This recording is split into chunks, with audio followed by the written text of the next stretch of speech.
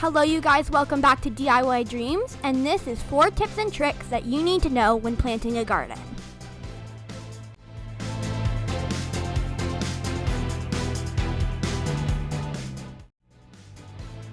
It is important that vegetables like beans and tomatoes have a good structure to grow on. Otherwise, their long vines might choke out other plants.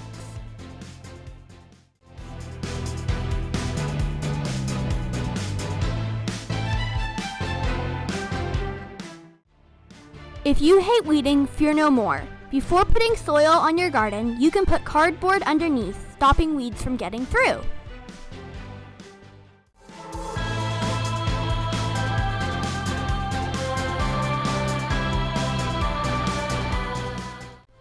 Last year, we had a huge problem with rabbits eating our vegetables.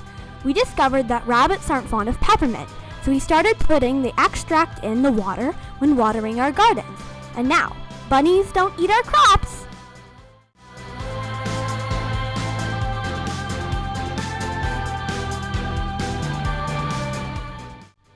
This year we planted tomatoes,